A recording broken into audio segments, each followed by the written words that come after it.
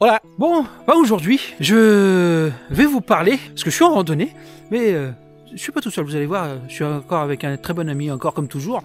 Mais on va parler aujourd'hui d'amitié et d'aventure. Et ben moi, je vous invite à me suivre pour voir ce que c'est une amitié, et on va faire une petite aventure. Allez, à tout de suite.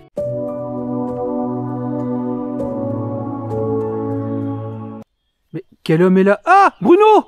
Bruno! Comment vas-tu, mon ami? Ça va, ça va. Tu vas bien? Toi, mon ami. Bah nous voilà. Donc, bah vous avez tous reconnu Bruno de la chaîne Randonneur Vagabond. Hein. C'est ça. Comme je vous dis toujours, allez checker et allez vous abonner surtout.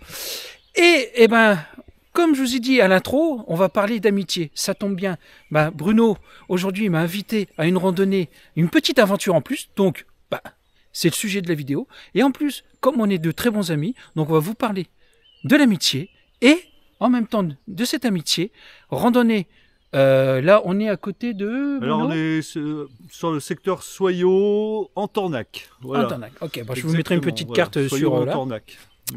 Et ben, on va faire une petite balade, donc une petite randonnée, une petite aventure en plus, parce que là, je vois que derrière moi, Ouais, ici, ça va être, on va commencer à grimper déjà, donc ça va être une très belle aventure.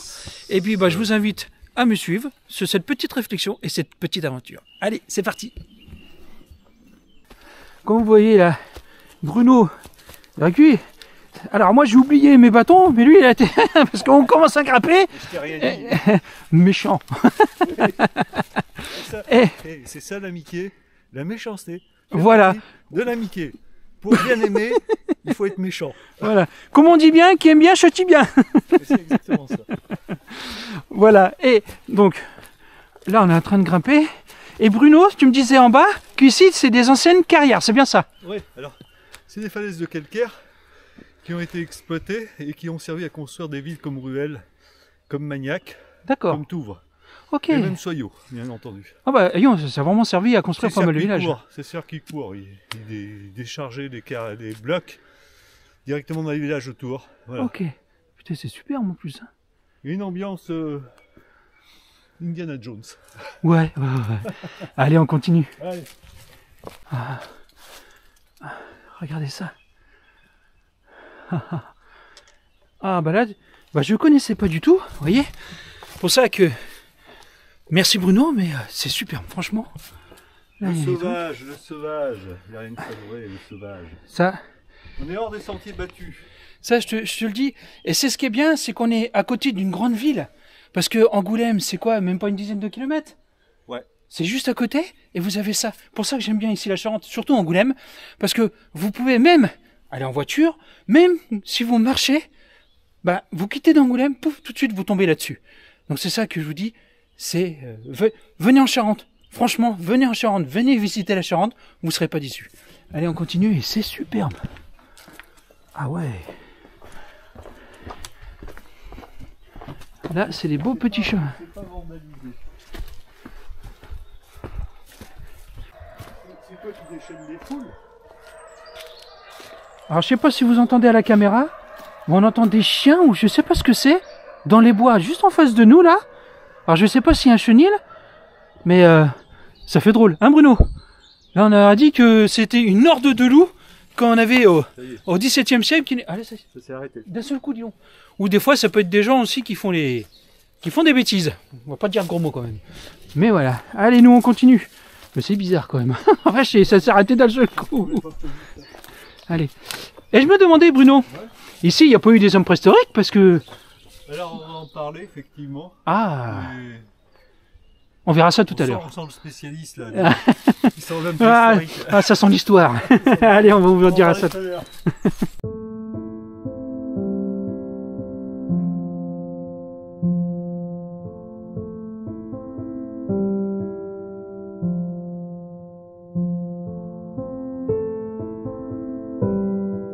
Vous voyez ici, là, vous voyez petite corniche là, et ben la pierre, c'est celle-là, là, change un peu, qui était juste ici.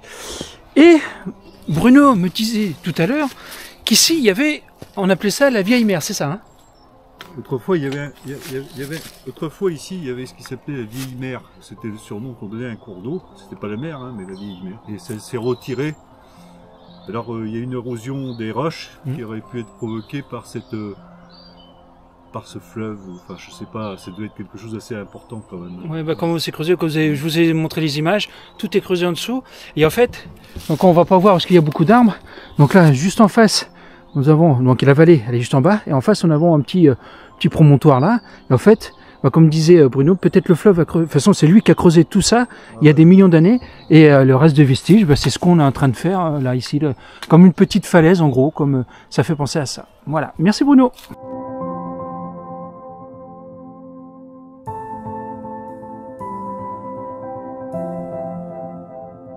Alors, ce que je vous ai montré là, la petite vallée qui se retrouve là, en plus ici, encore, il reste de la carrière qui se trouve ici, là.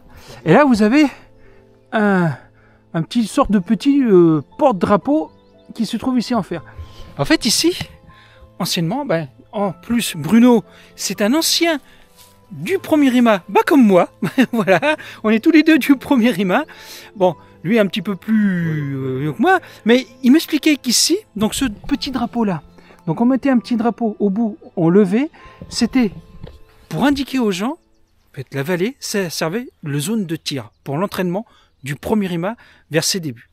Donc c'est bien ça, hein, je raconte pas de bêtises. Quand le premier RIMA est arrivé en Angoulême, dans les années 80, 1980, bah, on venait s'entraîner ici pour le tir.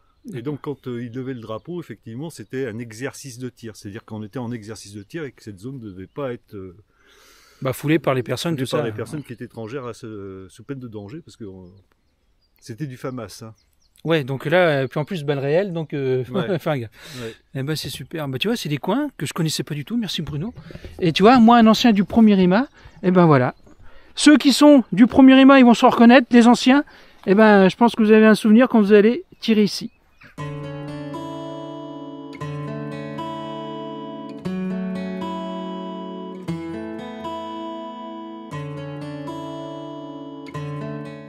Il fait super beau aujourd'hui. Merci Bruno, parce que là c'est une petite découverte pour moi, ce que je connaissais pas du tout. Avec ces petites... je vais parler de falaises, parce que ça me fait parler des falaises. Ces roches qui ont été creusées par un petit fleuve, un ruisseau ou un fleuve, on ne sait pas.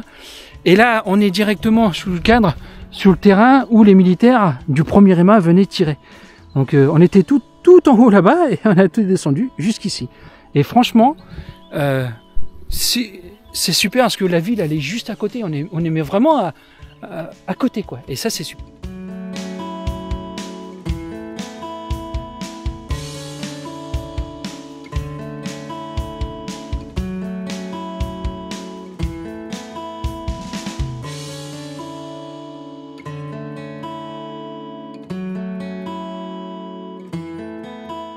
Bah voilà, ce que fait la nature est superbe. Donc ici, nous sommes sur une falaise. Alors attention, quand vous venez ici, c'est un peu comme les eaux claires. Vous voyez ici, il y a plus de 10 mètres de 10-20 mètres de profondeur. On va peut-être 30 mètres sur certains points. Donc faites attention. Et surtout, alors d'habitude, je dis rien, mais là, pour une fois, évitez aux enfants de venir ici. Parce que ça peut être très dangereux. Et un enfant, vous savez ce que c'est, ça va tellement vite que là, il peut tomber, c'est très dangereux. Alors, quand je parle des enfants, en dessous de 16 ans, non. Je préfère au moins 16 ans. Je préfère être un petit peu plus vieux, parce que je ne veux pas critiquer ceux qui ont 12-13 ans. Mais, non, je préfère que ça soit un peu plus mûr pour venir monter, parce qu'en plus, c'est technique pour monter. Il faut de la grimpette et tout. Il faut avoir de bonnes chaussures. Il faut être en bonne situation physique, parce que franchement, il faut monter. Et puis, de toute façon, merci Bruno. Là, hein. Danger de mort. Hein. Voilà, hein. Risque de chute, hein. Là c'est vraiment indiqué. Donc faites attention, et on a un paysage magnifique. On a Angoulême, l'espace Cara à côté, Angoulême en vue, et c'est vraiment magnifique. Donc tant qu'on est là avec Bruno, on va parler un petit peu d'amitié. Petite parenthèse où je vais vous faire montrer une vidéo qu'on a filmée mutuellement, moi et Bruno, lors de mon chemin des Cœurs Charentais. Il m'avait rejoint à Pranzac, donc 2 jours avant la fin, et vous allez voir que ça s'est fait spontanément, vraiment là, entre amis, et c'était génial, et c'était magique. Voici la vidéo. tiens, on s'enregistre tous les deux. Tu vas bien? Ça me fait plaisir. Oh, moi aussi. Chapeau, là, le champion. Ah, ça va? Beau t-shirt. Oh, bah là, et là, je suis en nage. Bon, allez, tu vas te reposer un peu. On va faire une Allez, pause. Allez. On se repose un peu, puis Ouais. on vous en tiendra au courant après. Alors, bah tiens, Bruno, en plus, on a un beau cadrage avec la vallée charentaise derrière nous. Alors, bah, on va parler un petit peu d'amitié. Attendez, parce que là, j'ai un peu l'ombre de l'arbre. Ouais, mais ça va aller. Alors, moi, je vais parler un petit peu avant, après tu me donneras Oui, ton bien avis sûr, aussi. oui. Moi, pour moi, l'amitié, alors je vais parler de l'amitié en randonnée, parce qu'il y a l'amitié en dehors de la randonnée, mais là, on va parler essentiellement de la randonnée. Alors, depuis que j'ai rencontré Bruno, ça va faire maintenant 3 ans. Ah oui. Oui, c'est ça, plus de 3 Ouais, ans. Ah ouais. Et de tout par hasard, hein, ça s'est fait par hasard, et ben, on a eu une amitié déjà via notre passion commune qui est la randonnée, de faire ce qu'on fait là, des vidéos, et ben ça, entre guillemets, ça nous a rapprochés.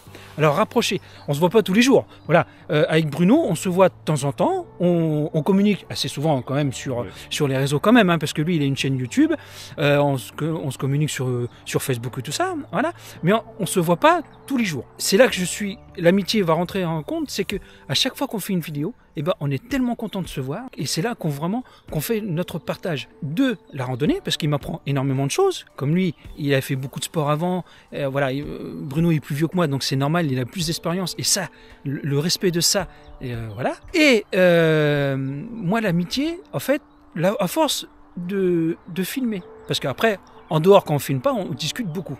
Et en fait, eh ben, on est devenus des amis, mais sans s'en rendre compte. On a eu une alchimie qui s'est faite naturellement, parce que moi je pense que l'amitié, ça doit se faire naturellement et non forcé, parce que généralement c'est quand on force quelque chose que là ça casse, et ça peut être même des fois dangereux. Mais nous, on a eu une amitié maintenant qui s'est fait naturellement, et à chaque fois qu'on se voit, mais c'est un bonheur immense, et franchement, depuis que je te connais, je suis tellement content de te voir que même des fois quand je t'écris, vivement la prochaine rencontre et tout ça, et voilà, voilà, et ça nous manque. C'est vrai que ça nous manque, voilà, pas nous voir. Et franchement, c'est que du bonheur. Voilà, moi pour l'amitié en randonnée, je pense que c'est ça. Les rencontres que vous allez faire en marchant, parce que même moi j'ai fait pas mal de GR. Bruno, lui, il a baroudé un petit peu partout aussi. On a fait quelques rencontres, des fois éphémères, qui peuvent durer 10 minutes, 15 minutes, 5 minutes, une demi-heure, 2 heures. Mais c'est des rencontres intenses. Et c'était une amitié éphémère, mais qui a un sens. C'est fait, cette amitié-là vous donne aussi le cœur, l'âme pure, et dire que on est dans une aventure qu'on fait là, mais avec de la bonté, du respect, un amour, en fait, c'est une sorte d'amour, d'amitié, voilà. Et je pense que ça, c'est la plus belle chose que vous faites, que vous pouvez avoir, pardon, excusez-moi, je bafouille. Non, on fait pas l'amour. Non, non, stop, arrête de dire conneries, on est en caméra là. Voilà, non, c'est des conneries. Et voilà, donc plus sérieusement, voilà, c'était vraiment une amitié de rencontre qu'on a fait avec notre passion commune, et qu'on est devenus amis grâce à ça. Maintenant, moi, voilà ce que je voulais dire avec mon cœur. Toi, Bruno, est-ce que tu as quelque chose à rajouter Ouais, si, bien sûr. C'est d'abord du partage, parce que moi, je partage qu'avec des personnes que j'apprécie et que j'aime. Voilà. Là, ce qu'on fait aujourd'hui, par exemple, c'est mon terrain de jeu, donc j'amène des personnes à qui j'ai de l'estime. C'est vraiment donc, super. Partager, c'est la générosité qu'on peut avoir réciproque crée ce lien aussi, enfin entretient ce lien d'amitié. Et je pense que l'amitié, ça se crée naturellement, mais ça s'entretient, et ça, voilà, faut que ça perdure. Tout à c'est fait. comme ça, ça s'explique pas. Ça vient comme ça, c'est tout. Voilà. Ça vient naturellement. Quand on dit, c'est naturel. Je sais pas, oui, voilà, une alchimie, ce que disait William, une alchimie. Une alchimie. Bah voilà. Donc vous voyez un peu, parce que d'habitude, des fois, moi je parle parce que maintenant je fais quelques vidéos, on va dire comme le bien-être randonnée, tout ça. Donc j'écris mes trucs et bon, je me renseigne là. Mais là, je voulais faire un truc plus naturel, plus pour dire, l'avantage en plus, comme Bruno m'a écrit, tiens, je peux te proposer un petit circuit, je sais ça. Et c'est là que j'ai eu l'idée, tiens, pourquoi je ferais pas une vidéo sur l'amitié et l'aventure qu'on fait en ce moment, une belle aventure en plus, elle est magnifique. Alors là, après, pour l'instant, je vous mettrai pas le lien de cette randonnée parce qu'il y en a pas, et je veux garder quand même le tracé à Bruno. Si un jour Bruno la mettra, c'est lui qui le fera, ce sera pas moi. Voilà, je veux préserver ça parce que c'est un site aussi assez prisé. Là, c'est un peu dangereux, on vous avait montré avant. Donc, Voilà, c'est pour des initiés, on va dire, qui sont un petit peu plus initiés à la randonnée. Mais voilà, donc sinon, en conclusion, ben voilà, une belle aventure qu'on fait ensemble. J'espère qu'elle perdurera encore longtemps. Et je pense, parce que vu de la passion qu'on a, et puis maintenant qu'on est devenus de très bons amis, je pense qu'elle va durer encore très longtemps, et je l'espère en tout cas. Voilà, Bruno. Ne me quitte pas. Oh, du Jacques Brel. Allez, à tout à l'heure.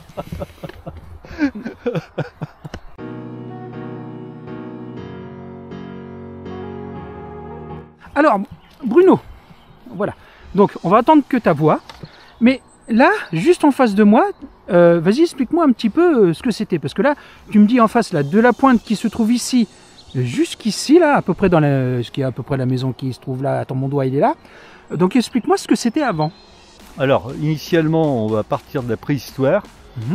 Il y a eu une vie au niveau de la préhistoire, alors ça va jusqu'à l'âge de fer, 25 000 ans. Alors pourquoi on sait qu'il y a une vie là-bas? C'est qu'on a retrouvé 3 tombes avec 3 squelettes dedans. Et il a une particularité, c'est que les squelettes étaient enterrés assis et ils regardaient le soleil levant. On n'en sait pas plus, c'est une sacrée énigme. Il y a les 3 tombes côte à côte. Voilà. Ensuite, par la suite, il y a eu une garnison romaine, gallo-romain. Donc ici, sur le plateau. Voilà, sur le plateau. Et donc là, on a fait des fouilles et puis effectivement, on a trouvé des restes de cette époque-là qui attestent qu'il y avait une occupation. Il faut savoir une chose, c'est que l'île d'Épagnac qui est proche, c'est Sparnacus, un Romain qui a créé l'île d'Épagnac. L'île d'Épagnac, ça veut dire île de Sparnacus. Et donc il y avait un domaine romain, ici. Voilà. Ac veut dire Acum veut dire domaine, l'île d'Épagnac, et Espagnac c'est Sparnacus, en fait, ça s'est transformé en Espagnac. Le domaine de Sparnacus, ça veut dire. Sparnacus, pas voilà. Spartacus, Sparnacus. Non, voilà. Spartacus, faut pas confondre, c'est rien à voir. Il s'est pas battu le gars. Non, il avait son domaine agricole ici, c'était un gros propriétaire. D'accord. On pense savoir où est-ce qu'il était parce qu'on a retrouvé un aqueduc romain, voilà. Donc voilà l'histoire du site, ça veut dire que ce site-là a été longtemps occupé par l'homme, des origines. Ah bah tu vois, et quand je vous dis qu'on en découvre encore, et c'est superbe. Merci beaucoup Bruno.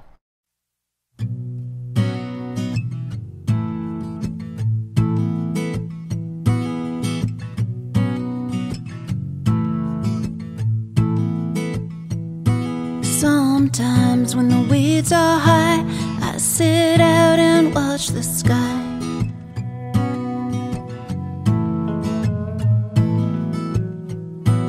Look around for a tiny seed, hold it up for the world to see.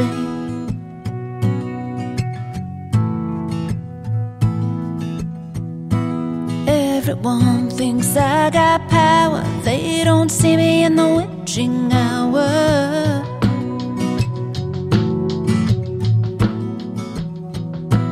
Kick the sheets like I'm on defense, moon's too low and my money's all spent.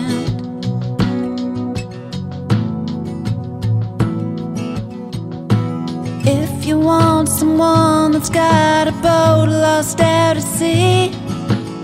Alors bah tu vois, toujours avec mon bel vieil ami Bruno, je vous ai montré encore un point de vue sur la vallée charentaise. Là c'était le village de Touvre, hein, et magnifique aussi. Et franchement, merci Bruno, parce que là je connaissais pas du tout. Pourtant j'en fais du chemin, mais là c'est une super découverte. Et là tu vois, regarde, on a même sur le pied, c'est même géologique. Parce que là, on a une bande de pierre. Là, on est encore sur du calcaire encore, comme les falaises en fait. On y est toujours. Donc, pour vous dire que ici, c'est riche géologiquement. C'est riche parce qu'en plus, les randonnées, on a fait pas mal de montées. C'est pour le physique, c'est super. Et historiquement, la Charente, c'est ça. C'est vallonné. C'est riche en histoire, de la préhistoire jusqu'à maintenant.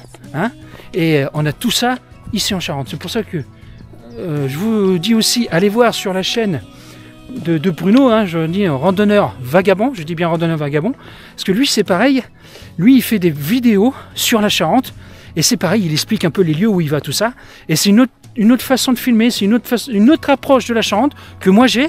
Donc c'est intéressant de voir les deux points de vue, parce que il y a un point de vue, on va dire, parce que l'avantage de Bruno, c'est que lui, il est charentais pur, parce que lui, il est né ici, donc il connaît mieux la région que moi. Moi, je suis pas charentais pur, mais moi, je découvre encore. Et là, aujourd'hui, c'est là. Et donc, c'est quand même deux points de vue totalement différents, mais on se rejoint sur un point qui est l'amitié et la même passion que la randonnée. Et ça, je te remercie beaucoup. Et ce chemin, il est top du top. Parler d'amitié, c'est aussi de parler de complémentarité. Aussi. On est différents. Tout à fait. C'est pas mon clone. Ah non plus. Non plus. On est différents. Mais on se complète par nos différences. Voilà. Et tu vois, on discutait, on a appris encore des choses ensemble, tu vois. Ouais, tu vois, tu m'as appris des choses, je t'ai appris des choses. Voilà, tu vois, on discute. Et même, on se voit, quand je vous dis, on se voit pas souvent, on continue notre chemin, on se voit pas souvent, mais on arrive encore à se compléter, à se donner des astuces, à se donner des choses. Et ça, je vous dis, l'amitié, bah, ça sert à ça aussi. Voilà. Allez, on finit bientôt, et puis bah, je reprendrai pour la petite conclusion.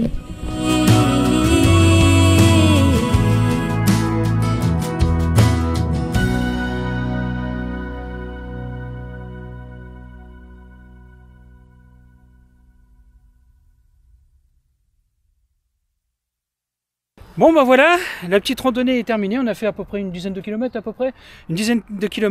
J'espère que cette petite vidéo, un petit peu réflexion et aventure sur l'amitié et la petite aventure qu'on a fait avec Bruno vous a plu. N'hésitez pas à aller voir sur la chaîne Randonneur Vagabond, abonnez-vous.